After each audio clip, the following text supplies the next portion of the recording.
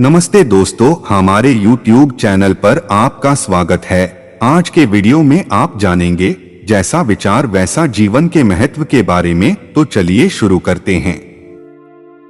एक बार एक व्यक्ति गौतम बुद्ध के पास गया और बोला, बुद्ध, मैं अक्सर लोगों को यह कहते हुए सुनता हूँ कि हम जो सोचते हैं वही बन जाते हैं। इसलिए मैं आपसे जानना चाहता हूँ कि हमारा जीवन हमारे विचारों से कैसे जुड़ा है और हमारे विचार हमारे जीवन को किस हद तक प्रभावित करते हैं। बुद्ध ने कहा है कि यह सत्य है कि मनुष्य जो सोचता है वही बन जाता है। कोई भी विचार जिसे हम लंबे समय तक अपने मन में रखते हैं और उसके बारे में बार बार सोचते रहते हैं, हम वैसे ही बन जाते हैं। लोग उन्हीं के साथ अपना निर्माण करते हैं। विचार जिसके बारे में वह लगातार बनता रहता है, व्यक्ति का चरित्र उसके विचारों से भी बनता है। यदि विचार अच्छे हैं तो चरित्र भी शुद्ध होगा और यदि विचार ही प्रदूषित हैं तो चरित्र भी बुरा होगा। अगर आप ध्यान से देखेंगे तो पाएंगे कि आपके जीवन का हर पहलू आपके किसी न किसी पहलू से जुड़ा है। आप आज जो भी हैं अपने विचारों की वजह से हैं। आपके विचार अच्छे या बुरे किसी न किसी तरह से आपके जीवन को अच्छा या बुरा बना रहे हैं। हम जैसा सोचते हैं वैसा ही हमारा चरित्र बन जाता है। जिस प्रकार स्वस्थ बीज के बिना कोई वृक्ष विकसित नहीं हो सकता, उसी प्रकार अच्छे विचारों और अच्छे चरित्र के बिना कोई भी मनुष्य सफल नहीं हो सकता। और यदि उसके विचार नकारात्मक हैं तो वह अपने जीवन को गलत दिशा में मोड़ देगा। उसी प्रकार हमारे जीवन में अपने विचारों और कर्मों के माध्यम से कई बीज बोएं और उस बीज का फल या तो हमें दुख दे सकता है या खुशी। यदि हमने सकारात्मक विचारों के बीज बोए तो हमें सफलता और खुशी मिलेगी, लेकिन यदि बोए गए बीज नकारात्मक विचारों के हैं तो सफलता और दुख साथ साथ चलेंगे। जिन लोगों को आप सफल और महान मानते हैं वे यहाँ ऐसे ही नहीं पहुँच गए। उन्होंने अपने विचारों पर नियंत्रण रखकर अपना चरित्र ऐसा बनाया कि और इसी चरित्र के बल पर उन्होंने महानता की ऊंचाइयों को छुआ। तो मूल रूप से आपके अंदर जो विचार हैं, यदि आपके मन में दूसरों के प्रति क्रोध, ईर्ष्या, घृणा है तो आप बाहर भी वैसे ही होंगे। तो आपको बाहर भी वही मिलेगा। तुम्हें ऐसे लोग मिलेंगे जो तुम्हारे साथ वैसा ही करेंगे। यदि तुम्हारे पास प्रेम, शांति, करुणा है तो तुम वैसे ही बन जाओगे और आप बाहर भी वैसा ही पाएंगे। और जो ऐसे विचार रखता है उसे सम्मान और प्यार दोनों मिलता है। वस्तुतः मनुष्य अपने जीवन का निर्माता स्वयं है। वह इसे बना या बिगाड़ सकता है। मनुष्य अपने चरित्र का निर्माण अपने कार्यों और विचारों से करता है, अपना समुदाय बनाता है, अपनी किस्मत खुद बनाता है। व्यक्ति ने कहा, लेकिन बुद्ध, मैं अपने विचारों से खुद को कैसे सुधार सकता हूँ? बुद्ध ने कहा था कि अगर तुम खुद को सुधारना चाहते हो तो सबसे पहले अपने विचारों पर ध्यान देना शुरू करो। तुम्हें यह देखना होगा कि तुम दिन भर क्या सोच रहे हो। क्या तुम दिन भर मन में बुराई और लोगों के प्रति नफरत पाल रहे हो? आपको बस इस बात पर ध्यान देना है कि आप अच्छाई की ओर जा रहे हैं या बुराई की ओर। जब आप अच्छे से समझ जाएंगे कि आपके दिमाग में अच्छे विचार चलते हैं या बुरे, तभी आप अपने सोचने के तरीके में बड़ा सकारात्मक बदलाव कर पाएंगे। आपके अंदर कभी न खत्म होने वाला खजाना है। आप नहीं जानते कि आप क्या कर सकते हैं, आप किस तरह की अद्भुत शक्तियां प्राप्त कर सकते हैं। आपने महान योद्धाओं और महान लोगों के बारे में तो सुना ही होगा। यदि आपको उनकी शक्तियों पर विश्वास नहीं है, आपको बस यह मानना होगा कि आग के बिना धुआं नहीं होता। जरूर उनमें कुछ तो बात होगी जिसकी वजह से उनके बारे में इतना कुछ लिखा और कहा गया है। तो वे कौन लोग थे जो दुनिया में महान योद्धा और आदर्श के रूप में पूजे जाते थे? अगर हम थोड़ा और गहराई से सोचें तो ये वे लोग थे जिन्होंने अपने भीतर के अटूट खजाने को पहचाना। वे लोग अभ्यास करते रहे और सभी की भलाई करने वाले लोगों की मदद करके खुद को बेहतर बनाते रहे और वे दुनिया महान और अमर हो गए। और अगर आप भी ऐसा ही करना चाहते हैं तो सबसे पहले आपको अपने विचारों पर ध्यान देना होगा। बुद्ध ने आगे कहा, एक मानव मन बगीचे से तुलना की जा सकती है। जैसे बगीचे को साफ और सुंदर रखना, समय समय पर उसमें उगने वाले खरपतवार को हटाना पड़ता है, रोज पानी देना पड़ता है, पौधे की देखभाल करनी पड़ती है, उसी तरह हमें अपने मन को भी सुंदर और सकारात्मक बनाए रखने के लिए उसका ख्याल रखना होगा। इसमें से लगातार नकारात्मक विचारों को हटाकर सकारात्मक विचारों को जगह देनी होगी। इसके लिए हमें डर, चिंता, नफरत और ईर्ष्या जैसी भावनाओं से खुद को दूर रखना होगा और इसके लिए आपको अपने अंदर चल रहे विचारों पर लगातार ध्यान देना होगा। किसी भी व्यक्ति के अंदर उठने वाले विचार और उसका चरित्र अधिकतर उसके आसपास के वातावरण और परिस्थितियों पर निर्भर करते हैं। लेकिन इसका मतलब यह नहीं है कि किसी व्यक्ति की स्थिति खराब है, अतः उसके विचार सदैव त्रुटिपूर्ण रहेंगे। वह उन पर ध्यान देकर अपने विचारों को बदल सकता है और जैसे ही उस व्यक्ति के विचार बदल जाते हैं तो उसका चरित्र और उसके काम करने का तरीका अपने आप बदल जाता है।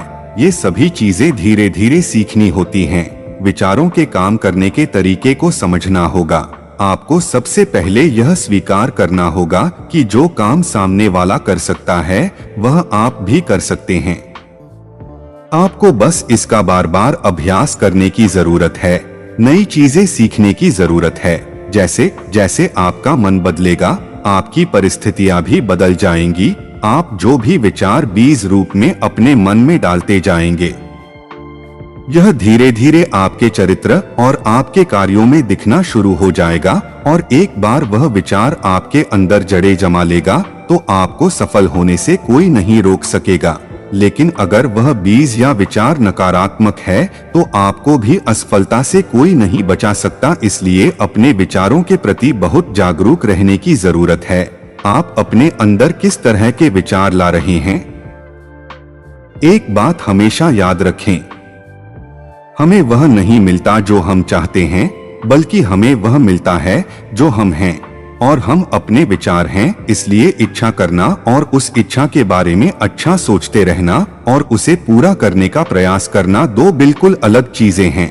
क्योंकि इच्छा तो हर कोई करता है, लेकिन उस इच्छा के बारे में लगातार सकारात्मक सोचना और उसे पाने के लिए कड़ी मेहनत करना बहुत ही कम लोग ऐसा कर पाते हैं। इसलिए अगर आप अपनी परिस्थितियों को बदलना चाहते हैं तो सबसे पहले आपको खुद को बदलना होगा। लेकिन ज्यादातर लोग अपनी परिस्थितियों को तो बदलना चाहते हैं, लेकिन अपने सोचने और काम करने के तरीके को नहीं बदलना चाहते। और अगर लोग ऐसे ही रहेंगे तो उनके हालात कभी नहीं बदलेंगे। उस व्यक्ति ने कहा कि बुद्ध, हमारे विचारों का हमारे शरीर पर क्या प्रभाव पड़ता है? बुद्ध ने कहा था कि हमारा शरीर हमारे दिमाग का गुलाम है। हम जो भी सोचते हैं उसका पहला प्रभाव हमारे शरीर पर ही पड़ता है। आपने देखा होगा कि जो लोग बहुत अधिक चिंता करते हैं और डरते हैं वे जल्दी बीमार पड़ जाते हैं। साथ ही जो लोग दूसरों से ईर्ष्या करते हैं और हमेशा नकारात्मक सोचते हैं वे भी बहुत जल्द मानसिक और शारीरिक बीमारी का शिकार हो जाते हैं। और अगर आप ऐसा सोचते हैं तो आपके साथ भी ऐसा ही होगा। इसके विपरीत जो लोग हमेशा खुश रहते हैं वे दूसरों के बारे में अच्छा सोचते हैं, हमेशा स्वस्थ रहने के बारे में सोचते रहते हैं तो उनकी ऊर्जा एक समान हो जाती है और इस ऊर्जा का सकारात्मक प्रभाव सबसे पहले उनके शरीर पर पड़ता है। क्योंकि जिस व्यक्ति का मन शांत होता है उस व्यक्ति के शरीर की आधी बीमारी अपने आप ही खत्म हो जाती है। हम स्वस्थ रहेंगे या बीमार यह हमारे आसपास के माहौल और परिस्थितियों के अलावा हमारी सोच पर भी निर्भर करता है। एक कमजोर और बीमार विचार हमारे शरीर को भी कमजोर और बीमार बना देता है। आपने अपने आसपास देखा होगा कि जो लोग बीमार होने से सबसे ज्यादा डरते हैं, जो सबसे ज्यादा बीमार पड़ते हैं, इस डर ने लाखों लोगों की जान ले ली है। इसके विपरीत जो लोग अपने शरीर के बारे में अच्छा सोचते हैं वे स्वस्थ और मजबूत महसूस करते हैं और जिनके विचार शुद्ध होते हैं उनका शरीर स्वस्थ और मजबूत हो जाता है। वैसा ही हमारा शरीर सिर्फ एक उपकरण है और हमारा मस्तिष्क इस उपकरण को नियंत्रित कर रहा है। जैसे अच्छा भोजन हमारे शरीर के लिए जरूरी है, उसी तरह अच्छी सोच यह हमारे शरीर के लिए भी बहुत महत्वपूर्ण है। जैसे ही आपके विचार शुद्ध हो जाएंगे, इसका सबसे पहला असर आपके शरीर पर दिखाई देगा। एक शुद्ध और सकारात्मक दिमाग आपको कभी भी खराब खाना खाने नहीं देगा। इसलिए सबसे पहले अपने दिमाग को सुरक्षित रखें, फिर यही दिमाग आपके शरीर को हर बीमारी से बचाएगा। यदि कोई बीमार और कमजोर व्यक्ति अपने शरीर को पूरी तरह से स्वस्थ बनाना चाहता है, तो उसे सबसे पहले अपने शरीर को ठीक करना चाहिए। विचार और उसका मन, उसे प्रकृति के संपर्क में रहना चाहिए, उसे सूरज की रोशनी में रहना चाहिए और एक सेकंड के लिए भी अपने शरीर के बारे में नकारात्मक नहीं सोचना चाहिए। वह जैसा स्वास्थ्य चाहता है वैसा ही उसे महसूस करना चाहिए और पूरा विश्वास है कि वह वैसा बन सकता है, उस व्यक्ति ने कहा। बुद्ध, अब आप मुझे बताएं कि हमारे विचार हमारे लक्ष्य को कैसे प्रभावित करते हैं। बुद्ध ने बताया कि जब तक आपका लक्ष्य आपके विचारों के अनुरूप नहीं होगा, तब तक आपको सफलता नहीं मिल सकती है। कहने का मतलब यह है कि आप हर दिन एक नई चीज सोच सकते हैं, जो मैं आज चाहता हूँ यह बनना, कल मैं वह बनना चाहता हूँ या बाद में कुछ और। लेकिन जब तक आप अपने लिए कोई लक्ष्य निर्धारित नहीं करते, तब तक आप कोई भी बड़ा काम नहीं कर सकते, क्योंकि नियम यह है कि जो काम हम बार बार करते हैं उसी काम में हम आश्चर्यजनक सफलता हासिल कर सकते हैं। अगर आप हर दिन अपना लक्ष्य बदलते रहते हैं, आप कहीं नहीं जा रहे हैं। इसलिए आपके जीवन में एक निश्चित लक्ष्य होना चाहिए और आपको अपनी पूरी मेहनत और लगन से उस लक्ष्य को पूरा करने का प्रयास भी करना चाहिए। और इसके लिए आपको अपने सभी विचारों को अपने लक्ष्य पर केंद्रित करना होगा, अन्यथा आपके विचार बिखरे रहेंगे और हो सकता है कि एक बार आप असफल हो जाएं या आपको शुरुआत में कोई सफलता न मिले तो दूसरों को देखकर आपके मन में यह ख्याल आने लगा कि यह काम तो आसान है। जब वह इस काम में सफल हो सकता है तो मैं भी सफल होकर अच्छा पैसा और नाम कमा सकता हूँ। और यह भी संभव है कि इस काम में असफल होकर भी तुम दूसरी तरफ भागो और ऐसा करते समय आप कई काम करते हैं, लेकिन हो सकता है कि आप किसी एक चीज में सफल न हो पाएं। इसलिए आपको पहले एक चीज तय करनी होगी, तभी आपके विचार एक काम पर फोकस कर पाएंगे। अब आपका वह लक्ष्य कुछ भी हो सकता है, चाहे मन की शांति पाना हो या अमीर बनना हो, लेकिन याद रखें लक्ष्य वही है जो आपके विचारों को एक दिशा में केंद्रित रख सके। यदि आप बार बार अपने लक्ष्य हासिल करने में असफल हो रहे हैं तो इसका मतलब यह नहीं है कि आप इसे हासिल नहीं कर सकते, बल्कि इसका मतलब है कि आपके पास अपने लक्ष्य को हासिल करने का तरीका गलत है। इसलिए आपको अपना लक्ष्य नहीं बदलना है, बल्कि अपनी सोच और अपने काम करने का तरीका बदलना है। अगर आप ऐसा करेंगे तो आप धीरे धीरे सीख जाएंगे और अपने लक्ष्य तक पहुंच जाएंगे।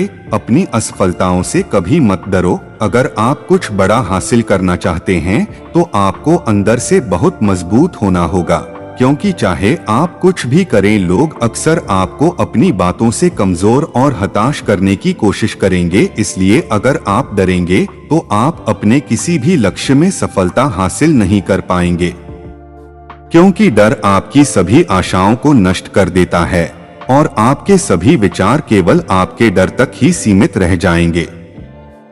और डर डर कर आप अंततः खुद को शारीरिक और मानसिक रूप से बीमार बना लेते हैं। तब आपको समझ आएगा कि आपने अपने झूठे डर के एहसास में कितनी बड़ी गलती कर दी है, और फिर आपके लिए खुद को उस स्थिति से बाहर निकालना बहुत मुश्किल हो जाएगा।